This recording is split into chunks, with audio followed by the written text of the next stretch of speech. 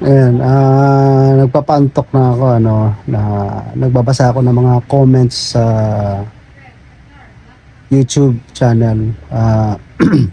Nabasa ko lang yung comment ng isang subscriber natin na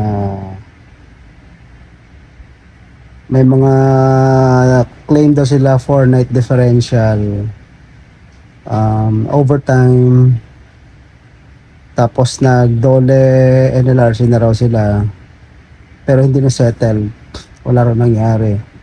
Ano lang kanilang gagawin? Well, itong mga subscribers kasi natin, mga followers natin, minsan may mga claim sila sa kumpanya nila na pag sinabing mag-dole kayo,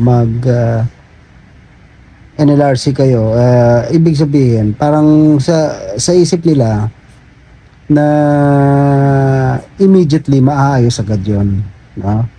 Na magkakaroon agad ng resolusyon porque nag dumulog na sa dole, no? Hindi ganoon ang realidad, no? Although may mga sitwasyon na ang pagpunta sa dole minsan nagkakaroon ng pag-aayos ang employer-employee, but that's not in all cases. Kasi ang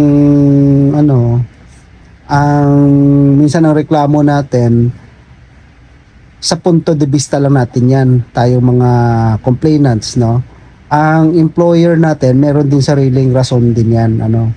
Kaya minsan, kahit na pumunta kayo sa dole, magkiklaim kayo ng OT, magkiklaim kayo ng net differential, si employer, rarason yan, sasabihin niya na hindi naman kayo entitled sa OT kasi wala naman kayong proof ng overtime work. Hindi kayo entitled sa night differential dahil wala naman kayong proof na nagkaroon kayo ng night work, no? Gaganunin lang kayo niyan. Siyempre, si Dolly naman, pagka ganyan, ang sitwasyon nagiging evidentiary. So, pag nagiging evidentiary ang sitwasyon, i-refer na yan nila sa formal complaint, no? Arbitration, nasa sa labor arbiter. So, talagang hindi kayo magkakaayos dyan, no? Now, kaya ko naman ginawa tong video na to para ma-manage ninyo ang inyong mga expectations, ha? Na hindi porke na dumulog kayo sa dole, automatic or 100% magkakaroon agad kayo ng settlement. Be realistic, ha?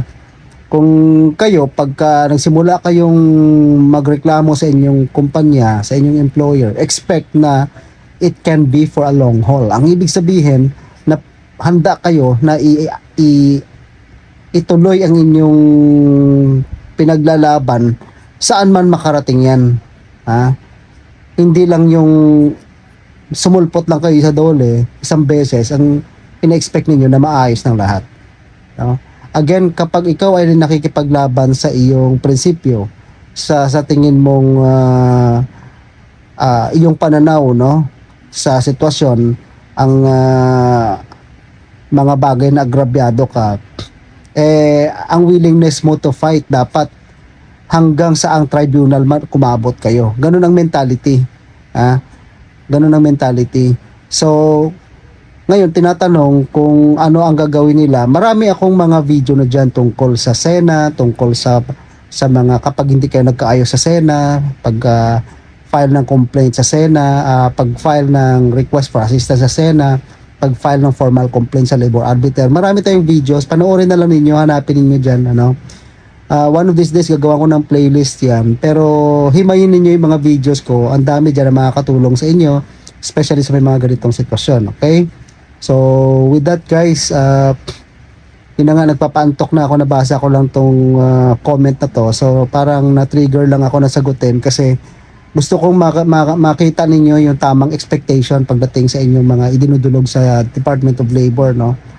At ma-manage ninyo ang inyong mga expectations, hindi yung nagkakaroon tayo ng unrealistic view sa sitwasyon. Okay, yun lang guys. So, maraming salamat.